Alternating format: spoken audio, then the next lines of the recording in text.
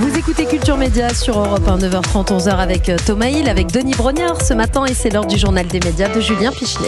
Et les audiences pour commencer. Alors c'était le dernier JT d'Anne-Sophie Lapix sur France 2. Est-ce que ça a eu un petit effet ? Oui, ces adieux ont été plutôt assez suivis. Il y a une poussée d'audience, on l'observe en regardant la courbe vers 20h45 à la fin du JT, avec plus de 3,5 millions de téléspectateurs qui ont regardé les dernières minutes du journal. L'écart n'était que, entre guillemets, de 1 million avec TF1. On y revient dans un instant. Du côté des primes, TF1 proposait une rediff d'HPI hier soir, une rediff de la saison 3, 2 300 000 téléspectateurs seulement, entre guillemets.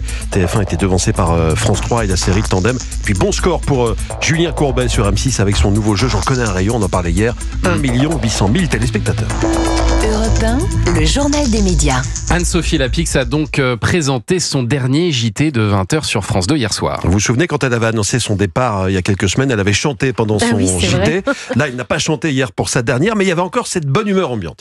On a beaucoup travaillé, mais beaucoup ri aussi. C'est essentiel de s'offrir des moments de légèreté, de faire des choses très sérieuses sans trop se prendre au sérieux.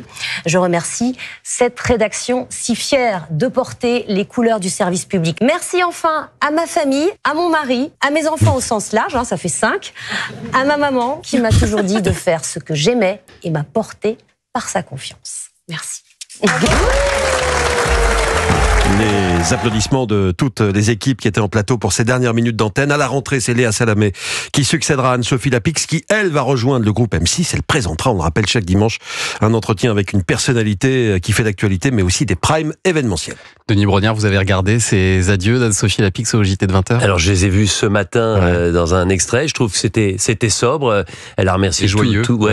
Et j'ai l'impression qu'elle était soulagée. Voilà, que elle part le cœur léger pour de nouvelles aventures. Ça se ressentait effectivement, mais c'est une charge importante, le 20h. Mais ça fait 8 ans. Dans le reste de l'actu des médias, maintenant, le dispositif d'M6 pour la Coupe du Monde 2026 se précise. Alors, ce ne sera pas Anne-Sophie Lapix, elle rejoint M6, mais elle ne commentera pas les matchs de la Coupe du Monde, puisque c'est Xavier Domergue qui sera le commentateur principal, et les magazines d'avant et d'après-match seront présentés par, on l'a appris hier, Ophélie Meunier. C'est une info du journal L'Équipe et de notre camarade Sacha Nokovic.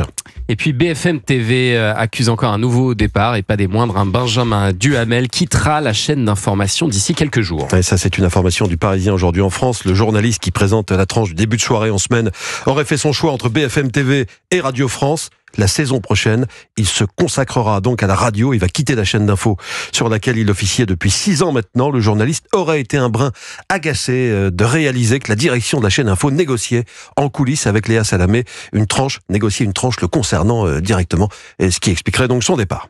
Et puis tiens, Hervé Matou arrive lui sur Europe 1 dès demain pour présenter une nouvelle émission diffusée tout l'été. Oui, on le connaît évidemment pour le Canal Football Club sur Canal+. Là, il va proposer tous les samedis Formidables échecs. Ce sera de 10h à 11h tous les samedis de l'été. Quel est le concept ? On a demandé directement à Hervé Matou, c'est plus simple. Le concept est assez simple. Je reçois un invité ou une invitée qui est quelqu'un plutôt du monde culturel. C'est assez large. Il y aura des comédiens, il y aura des écrivains, il y aura des aventuriers. Enfin voilà, des gens qui ont en tout cas un point commun, c'est qu'ils ont formidablement réussi. Mais on va revisiter un peu leur carrière en s'attardant plutôt sur les échecs qu'ils ont rencontrés, sur les difficultés. L'idée, c'est de montrer que sur tout chemin, il y a des moments difficiles, il y a des moments où c'est planté. Hervé Matou pour Formidables échecs, ça commence demain à 10h. Il recevra entre autres cet été Clovis Cornillac, Maud Fontenoy, Bruno Solo, et pour demain, pour la première, ce sera l'écrivain David Fuenquinos. Merci beaucoup Julien pour ce journal des médias. Et Culture Média, Thomas, il continue après les infos de 10h sur Europe 1. Dans un instant, Denis Brognard, vous allez répondre à toutes mes questions, toutes les questions qu'on se pose sur Koh-Lanta. Je suis prêt. Et alors, il y a une émission sur Europe 1 qu'on adore et qu'il faut absolument écouter,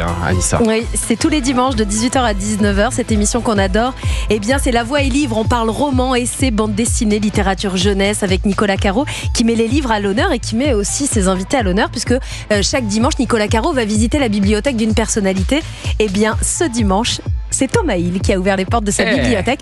Et vous verrez qu'il n'y a pas que des télés de semaine dans sa bibliothèque, il y a plein d'autres choses. Il y a le cahier des Robinson. Il y a le cahier des Robinson. Bien placé, me dit-on. Absolument, sur la table de chevet. À la fin de l'émission, vous faites le plein d'idées lecture, évidemment. La Voix et Livre, c'est tous les dimanches, 18h-19h sur Europe 1.